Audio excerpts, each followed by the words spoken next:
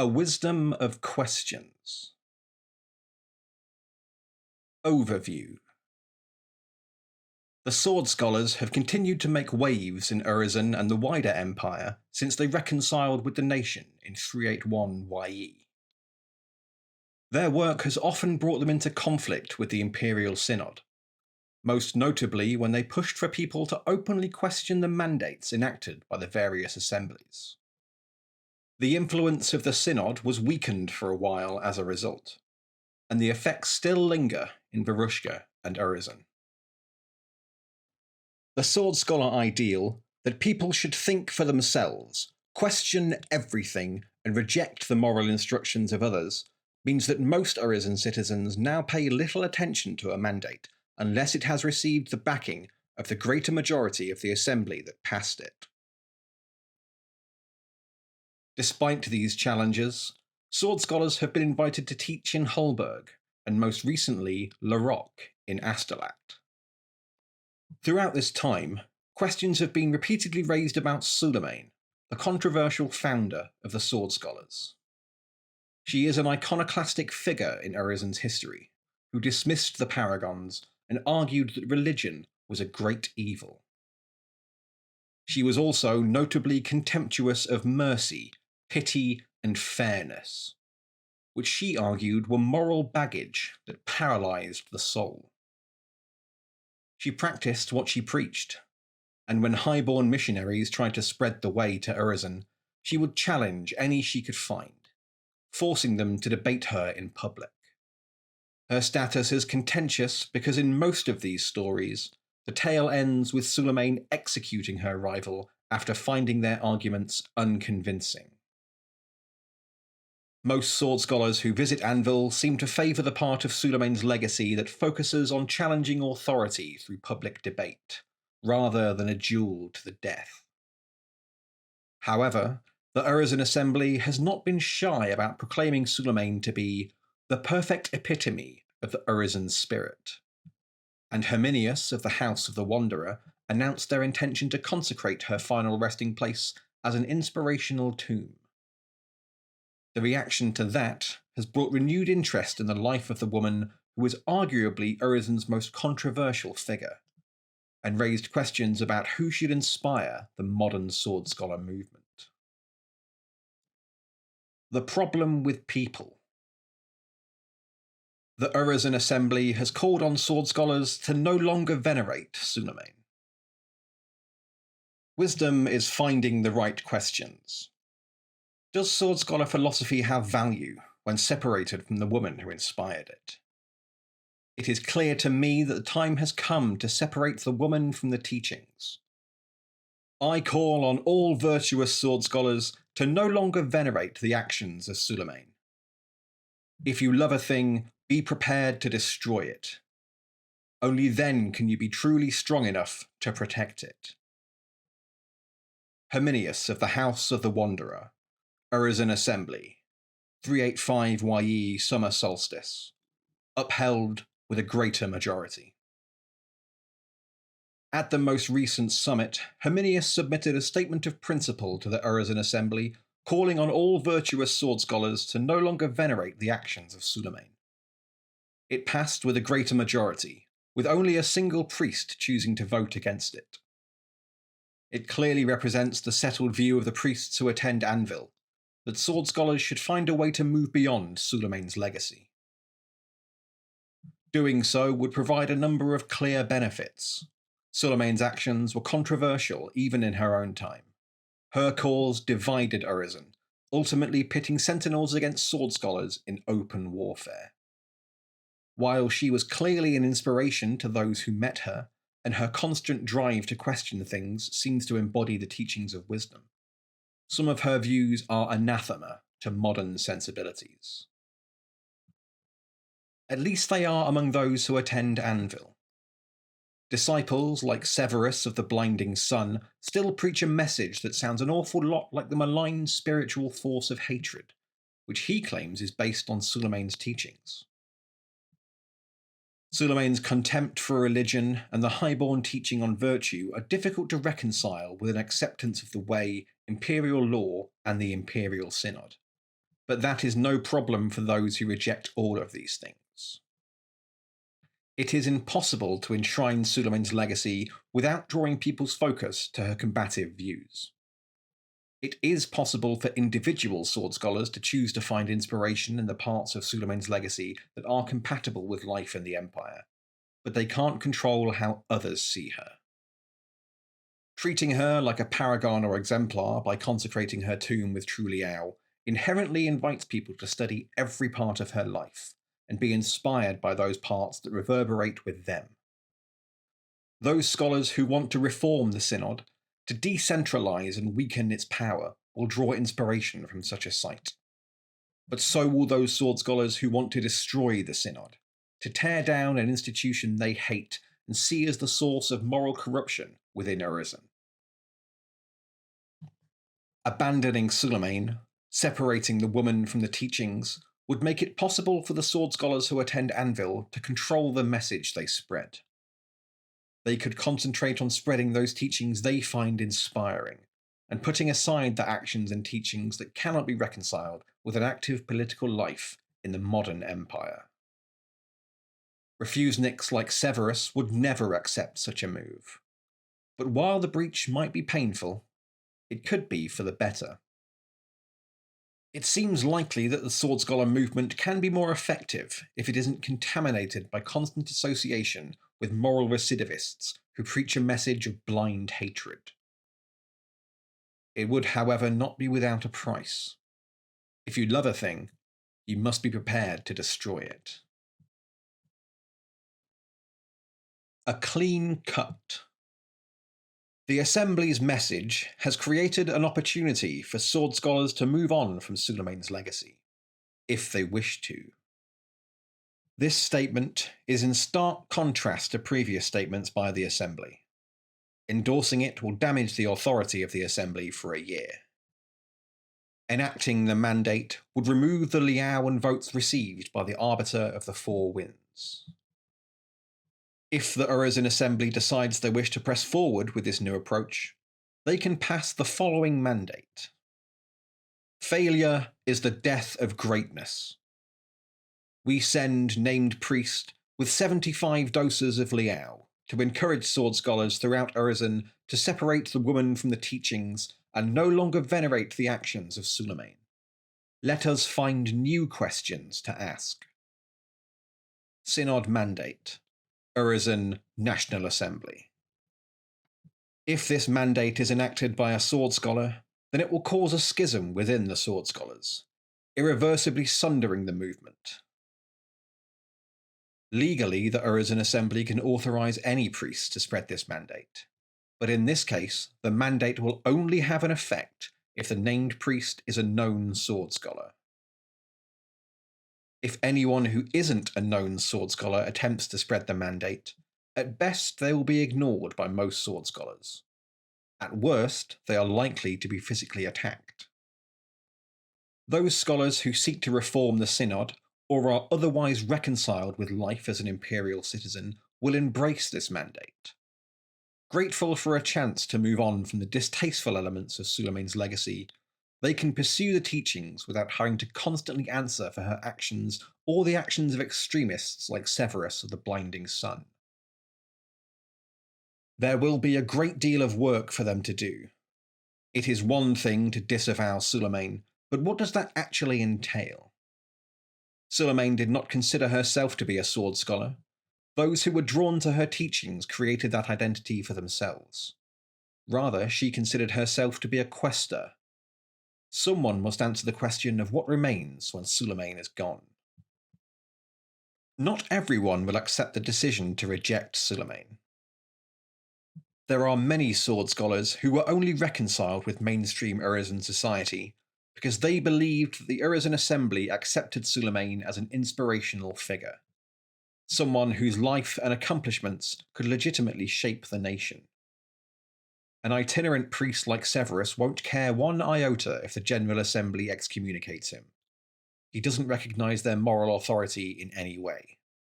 But he, and those like him, will not tolerate the rest of Urizen calling on them to abandon their veneration of Suleiman. They would sooner split from Urizen than abandon the figure that is central to their beliefs. The Temple of the Four Winds will be shattered by the split. The congregation that gathers at the temple will depart, and while the building remains intact for now, it will no longer provide liao or votes. Those scholars who are not willing to put Suleiman aside will withdraw from Urizen society, or at least gather in secret. The split will not be violent, at least not initially. But Suleiman's legacy is one of murderous opposition to those whose views you do not agree with. Nobody should assume that they will remain peaceful in perpetuity. The split will fundamentally weaken the Sword Scholars, but it should ensure that in the future their pronouncements are less incendiary and less iconoclastic. The actions of the Sword Scholars have dominated the Urizen Assembly in the years since they rejoined the nation. There is no reason to imagine that well-connected scholars like Aspar, Aurum, or Elagabalus will see their influence diminish. No reason why the House of the Wanderer should not continue to lead synod decisions. But in future, their statements will lead to less controversy. For better or worse, there will be fewer opportunities for extreme responses. The Sword Scholars are not the only ones who will suffer if they take this path. In autumn 383 YE, the Urizen Assembly enacted a mandate submitted by Aurum of the Nightingale Temple, stating that the Paragon of Blades is the perfect epitome of the Urizen spirit, pure calculating reason, unhindered by emotion or pity. Barely 2 years later, they have passed a statement of principle that appears to completely repudiate their former position. It is hard to reconcile the idea that Suleiman is the perfect epitome of the Urizen spirit with the statement that people should not venerate her. Of course, the Assembly can change their mind, but doing so fundamentally weakens their moral authority. If the mandate is enacted, then all Urizen congregations will suffer. They will receive 2 fewer votes and 1 fewer liao for the next year. After that, the effects will be gone, assuming the Assembly does not have reason to change their minds again. Over the river. The Highborn Assembly has taken a keen interest in Urizen's embrace of Suleiman. The Highborn Assembly sends Hazelel Poni of the Shattered Tower with 50 doses of liao to lead the wayfarers and pilgrims to Suleiman's tomb. We embrace our past and acknowledge that the Sword Scholars once met wayfarers with the blade. But now we see the commitment from Urizen in their assurance that Suleiman's enemies are not our enemies. They have not been complacent in their words and met our Grey Pilgrims with spiritual debate. Inspired by Suleiman's example, we will test what we've learned and continue inspiring excellence in each other. As such, we have come to bear witness to Urizen's decision and to spread word of it through Highguard. Hazelel Poni of the Shattered Tower. Highborn Assembly, 385 YE. Summer Solstice. Upheld. The Paragon of Blades is not a well-known figure in Highguard, but those who are familiar with her legacy do not think well of her. The histories compiled by the archivists tend to focus heavily on the lives of those that Suleiman murdered, recounting their ambition, pride, and courage in attempting to spread the word of the virtues across Urizen and the world. Those she slew are seen as martyrs, exemplary figures whose commitment to their own virtue and the virtue of others saw them pay the ultimate price. Suleiman is portrayed as a brutal, callous woman who used her unquestionable skill with the sword to slaughter those whose arguments she could not refute. Highborn histories talk about their ultimate triumph in overcoming Suleiman's creed in the same terms they use to describe victories over the Druge.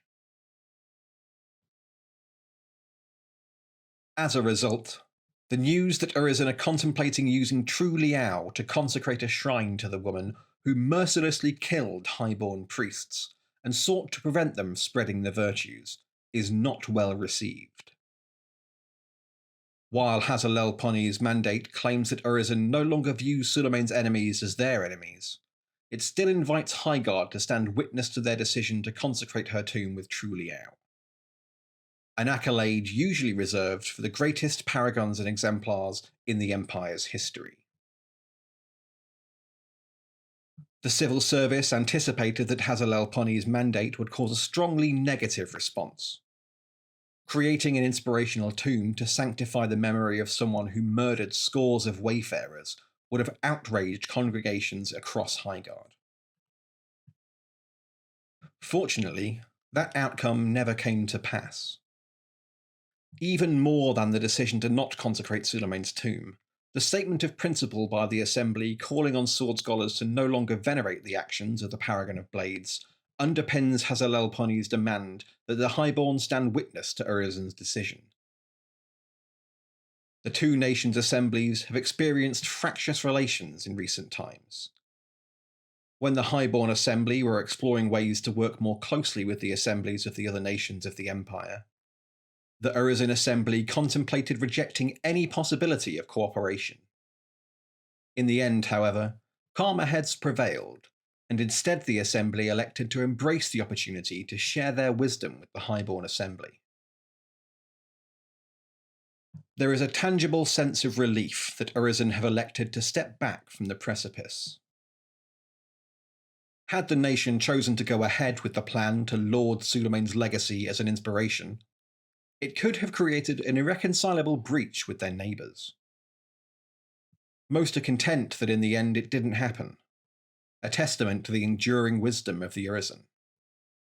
Others, however, are concerned that this ever got so close, that the Empire came to the brink of consecrating the tomb of a despised figure like Suleiman as if they were an actual paragon.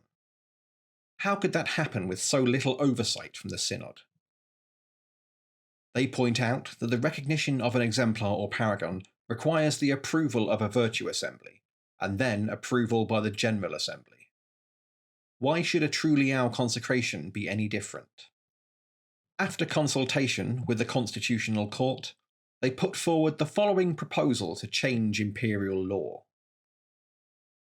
To create a judgment of writ of consecration, by which the Imperial Synod may authorise the use of Imperial Liao to consecrate an inspirational memorial or tomb to a paragon, exemplar, or other inspirational figure. A writ of consecration shall require approval by the greater majority of the relevant Virtue Assembly, whereupon the Tribune of the Synod will raise the same judgment for approval by lesser majority of the General Assembly. The use of Imperial Liao to consecrate a tomb or other memorial to an individual conducted without this approval will constitute a grave breach of imperial law. This change to imperial law would not require a constitutional vote.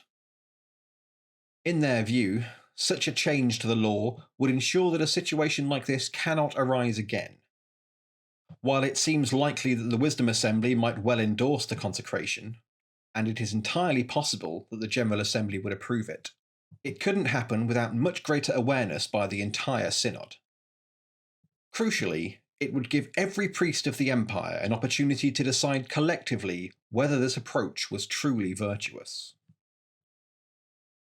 Towards the dawn. Sir Dindrain de Cantharos of the Cathedral of Larrock in Astolat has invited the House of the Wanderer to teach at the cathedral. The Dornish Assembly could choose to embrace the lessons contained within the Sword Scholar ideology. Doing so would lead to people questioning the mandates of the Assembly and the leadership of the noble houses. In light of the invitation received from Sir Dindrain de Cantharos of the Cathedral of Larrock in Astolat, Cato and Clytemnestra of the House of the Wanderer proposed to attend the cathedral, to teach, to challenge, to perfect, and perhaps to learn. The better to draw on new imperial thinking, to add to the review of sword scholar thought.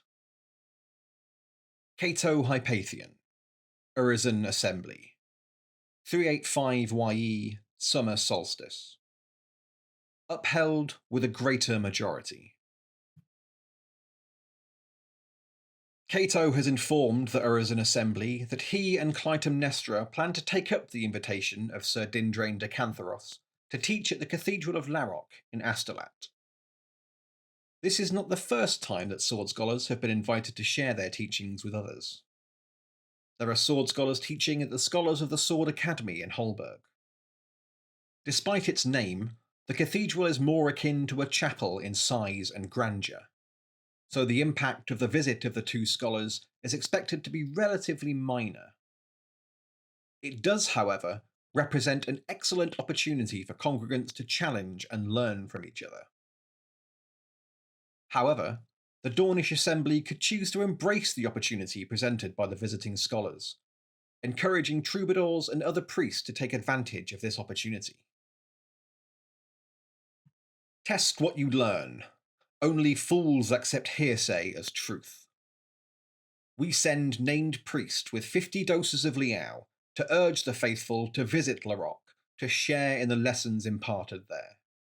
Nothing is more virtuous than success. Synod Mandate. Dorne National Assembly. If this mandate is enacted, it will encourage the virtuous in Dorne to take inspiration from the approach of the sword scholars. Inspired by their example, people will be motivated to actively challenge any mandate the Assembly passes. They will demand that those who try to sway others first defend their own ideals, forcing them to justify their actions with reason and logic, and effectively opposing the mandate at every turn. As a result, mandates passed by the Imperial Synod will only affect Dorne if passed with a greater majority. Sword scholar ideology encourages everyone to think for themselves. Such idealism can come with a heavy price. It certainly invites people to challenge the status quo, which can be deeply disruptive. Such disruption would have far-reaching effects in a highly stratified nation like Dorne, where the Yeofolk are accustomed to following the leadership of the noble houses. Nowhere is this more true than the Dornish armies, where knights and witches lead large numbers of Yeofolk in a quest for glory. A philosophy of individualism may benefit the soul, as Suleiman claimed, but it would also threaten the discipline of the Dornish armies. Ultimately, all of Dorne could be turned upside down if the Assembly chooses to encourage Dornish folk to embrace these teachings. There would be no immediate effects. Larock Cathedral is too small to exert such influence over the nation in the short term. But if this mandate is enacted, then over time, the decision to embrace sword scholar teachings will begin to have deeper ramifications for all of Dorne.